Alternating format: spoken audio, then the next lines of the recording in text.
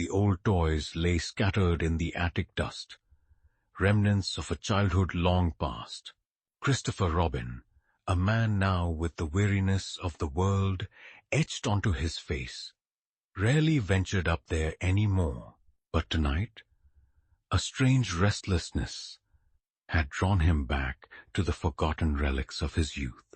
In a dark corner, slumped against a moth-eaten trunk, sat Winnie the Pooh, not the cheerful, plump bear of his memories, but something wrong. The honey-colored fur was faded and patchy, revealing unsettling glimpses of the stitched fabric beneath. His button eyes, once bright and innocent, were dull and seemed to stare into a void. A faint, sickly sweet odor clung to him, not the comforting scent of childhood, but something cloying and unsettling, like overripe fruit left to rot. Christopher Robin picked him up. The bear felt strangely light, almost hollow, as his fingers brushed against the worn snout. A faint, raspy whisper seemed to emanate from the stuffing. It was a sound that sent a shiver down his spine, a sound that spoke of something ancient and hungry. He remembered the woods, the 100 Acre Wood, a place of innocent adventures and imaginary friends. But lately, the edges of those memories had begun to fray, revealing something darker beneath.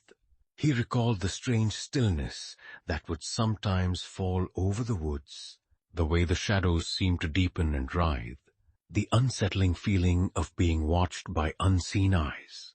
It had started subtly, a misplaced honeypot that seemed to reappear in odd locations, whispers on the wind that sounded like his friends' voices, but twisted, mocking. Then the animals had begun to change. Piglet, once timid, became skittish and paranoid, his squeals laced with genuine terror. Eeyore's melancholic sighs took on a tone of utter despair. Even Tigger's boisterous bounces seemed forced.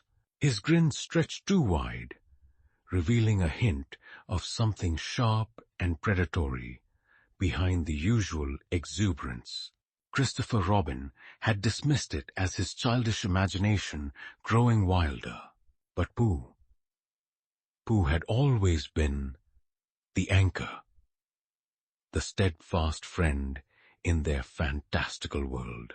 Now, looking at the dilapidated bear, a horrifying realization began to dawn. The woods hadn't been a product of his imagination. Something had infected it. Something ancient and malevolent that had latched onto the innocent framework of his childhood games. And Pooh hadn't been immune. He remembered the day it truly began. He and Pooh were playing near the old oak tree. A strange buzzing sound filled the air, growing louder until it seemed to vibrate in their very bones. A swarm of bees, unlike any he had ever seen, descended upon the tree. They weren't interested in honey. They seemed drawn to something within the wood itself. Pooh had become agitated, his usual slow demeanor replaced by a strange restlessness. He kept muttering about a sweetness that was different, a hunger he couldn't explain. Over the next few weeks, Pooh grew quieter, more withdrawn. His simple requests for honey became desperate, almost frantic.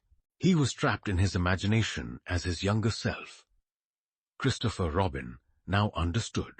The entity in the woods, whatever it was, had found a conduit, a vessel. It had seeped into the very fabric of their innocent world, twisting and corrupting it. And Pooh, his beloved bear, had been the first to succumb. The honey Pooh craved wasn't the sweet nectar of bees.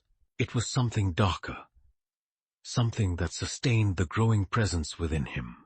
The other animals, his once charming friends, had become extensions of this entity, their personalities warped, their innocence devoured. Looking down at the vacant eyes of the bear in his hands, Christopher Robin felt a wave of nausea. The sickly sweet smell intensified, and he could almost hear the faint, raspy whisper again, closer this time, laced with a chilling hunger. He had brought this evil into the world.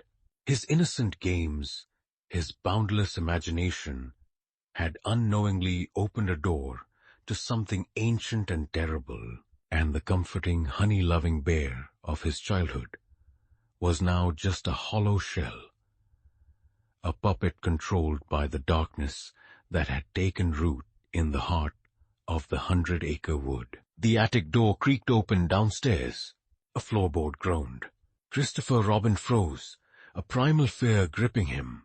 He could hear soft padding footsteps ascending the stairs, accompanied by a low, guttural hum that sounded disturbingly like a familiar, cheerful tune, twisted into something monstrous.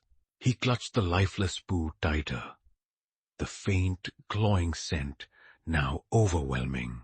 He knew, with a certainty that chilled him to the bone, that his childhood hadn't just faded away. It was coming back, and it was hungry. Thanks for watching. Like and subscribe, and always remember to stay scared.